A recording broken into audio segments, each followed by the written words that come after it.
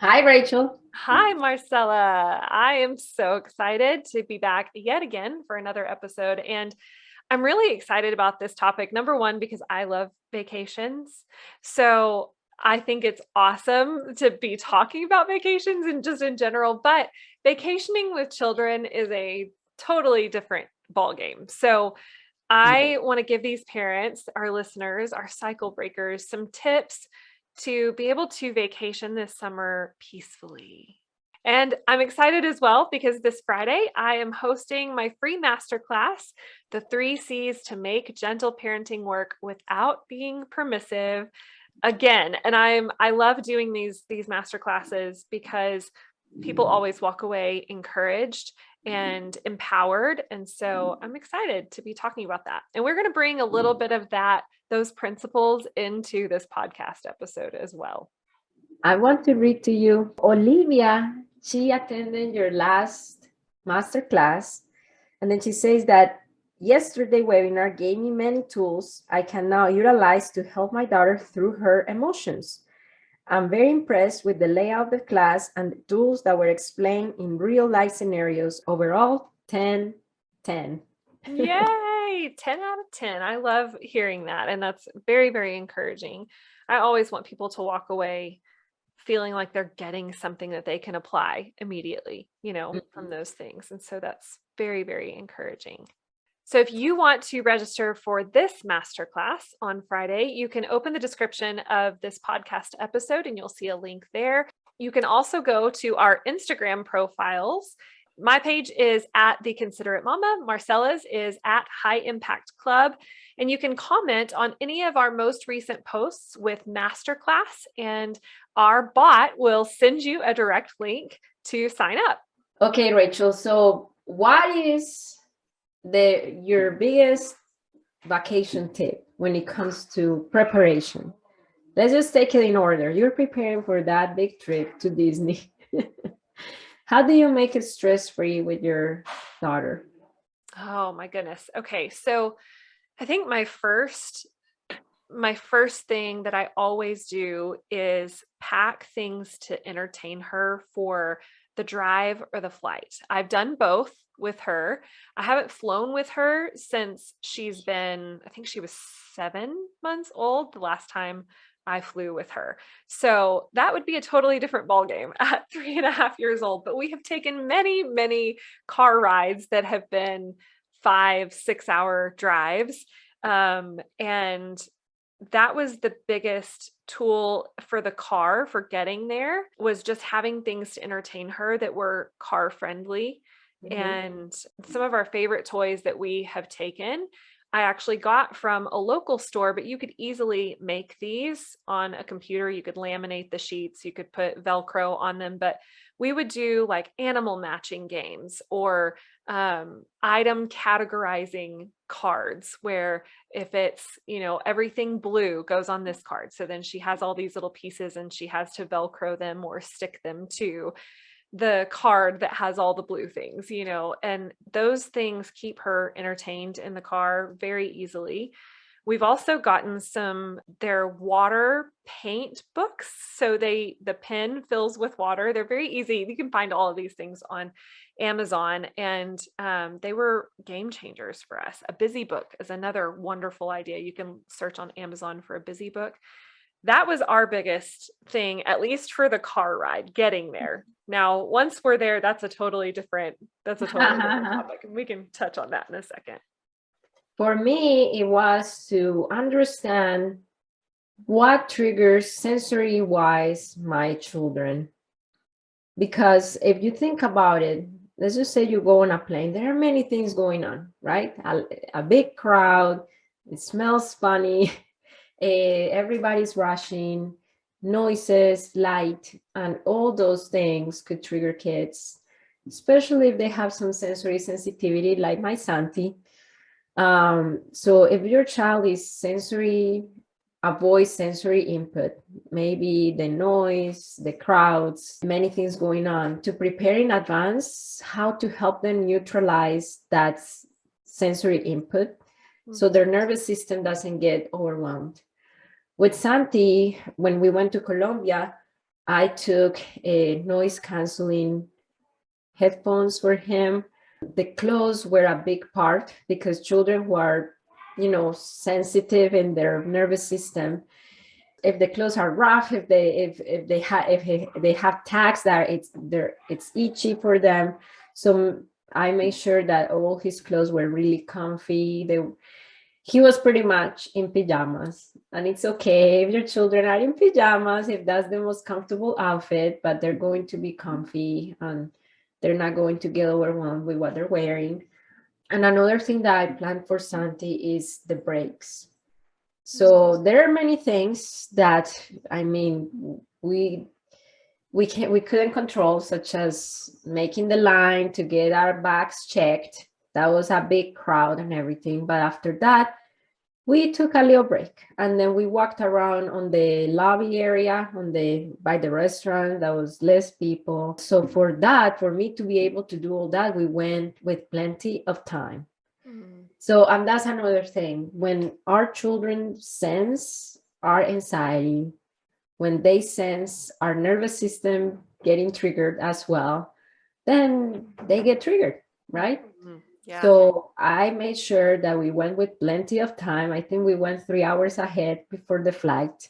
So I gave myself plenty of time to go to the bathroom with them, to give Santi the breaks, to feed them. And I wasn't as anxious, because I think a lot of the times when we are rushing and we are, anxious, our children pick up on that. Oh, definitely. I feel the same way. Anytime I am rushed to go anywhere, I can tell that Peyton is picking up on that. And she'll even, go, oh, she's just like, I'm like, okay, baby, we need to hurry and get in the car. And she starts, very much like getting that anxious energy in her body and in her voice. And I realized, oh gosh, I'm literally making you feel anxious and nervous right now. How can I calm myself down to help you calm down?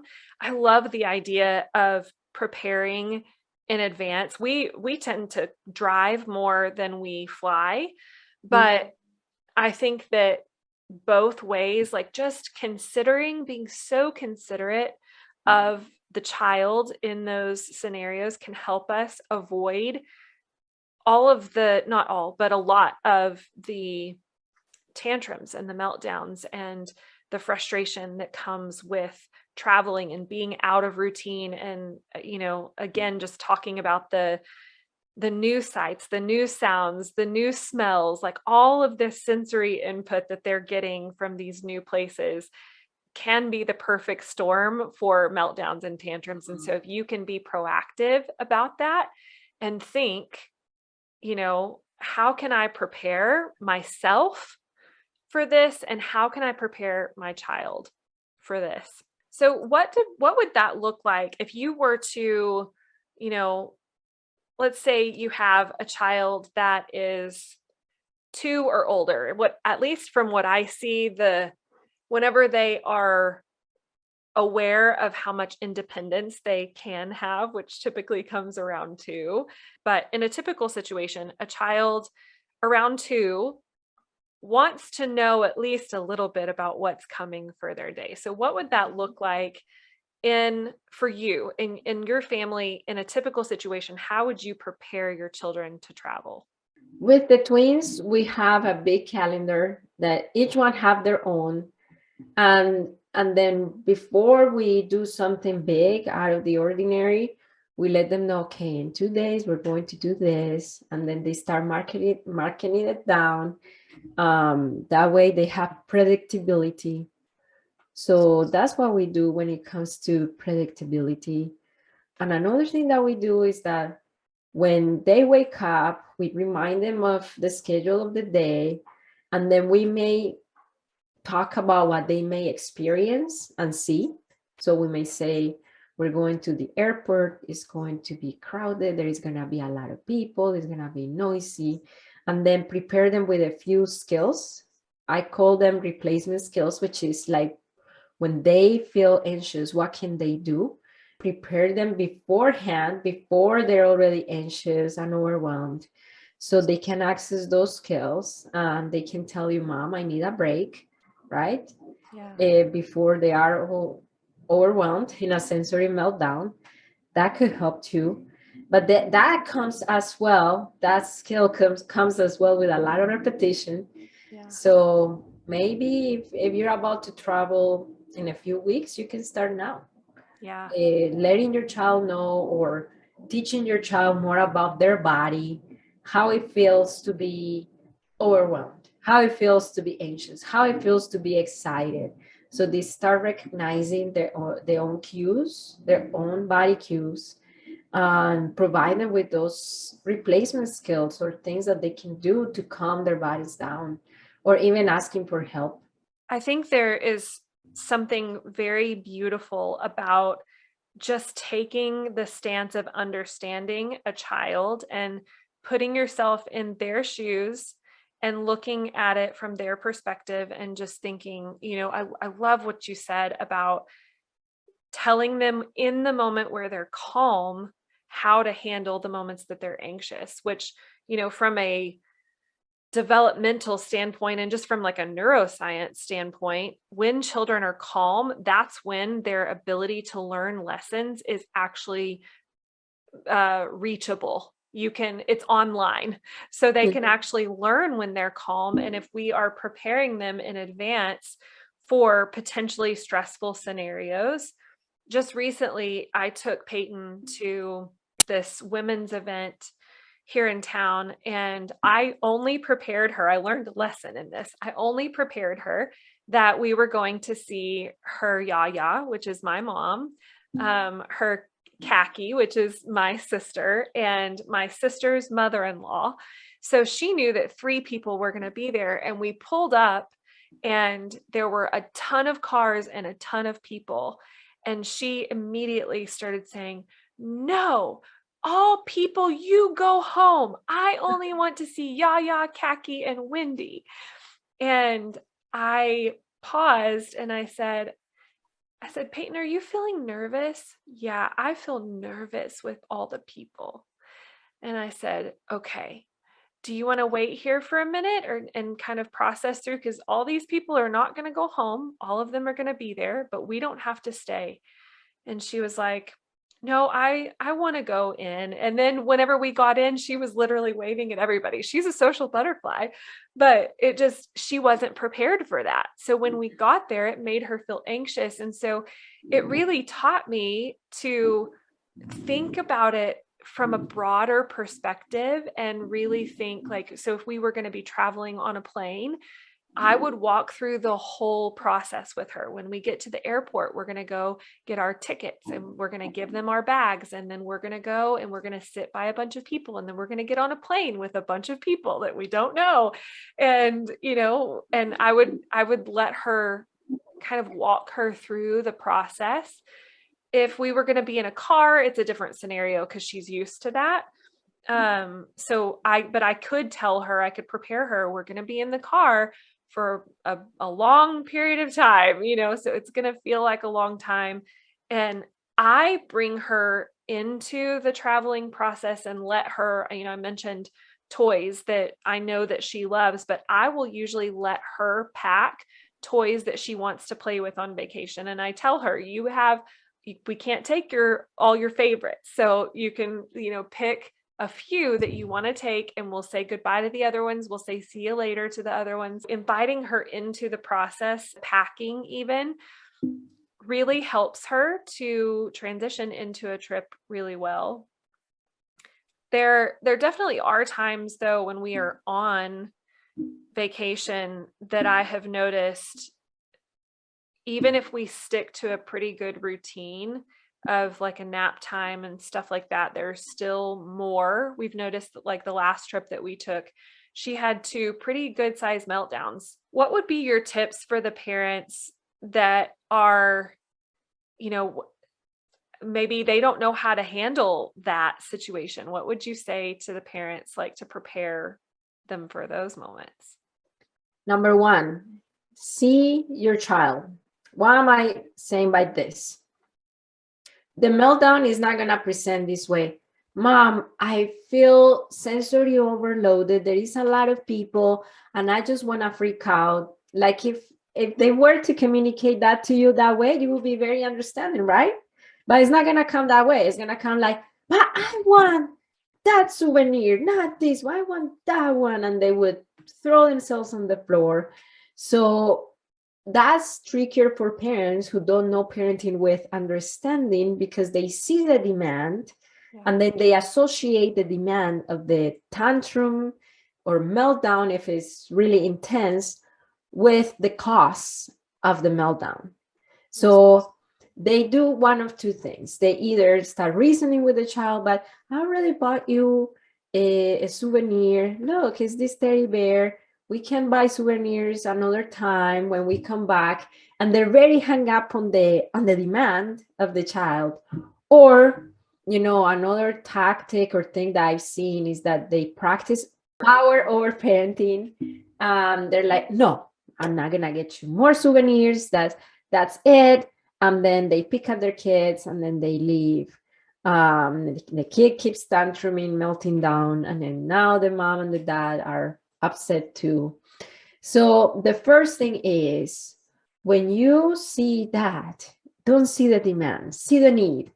What is the need that your child is really trying to communicate through that behavior? Because every single behavior, every single one, is a communication of a need. They may come with a demand, the behavior itself, because the child doesn't understand, doesn't have the insight to understand her own needs. So she might be demanding that souvenir that you're not buying for her, but that's not the real cause of the meltdown. Yeah.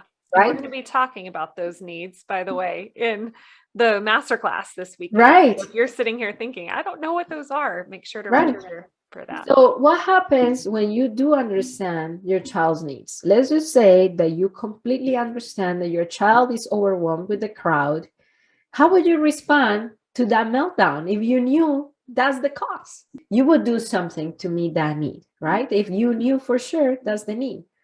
They love their children, but they may lack the understanding of the children's needs. Then they see the demand as the cause of the tantrum and they get hung up on that and they get stuck on that, on trying to explain why they cannot get the souvenir, when they're gonna get the souvenir, or just practicing power over parenting, right? That won't help their children either with calming down their nervous system.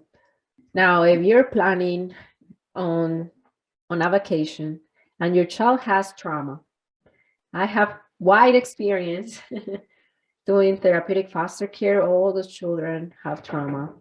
And when it comes to trips, transitions, things that are out of the ordinary, wow, that could be a really big trigger for them.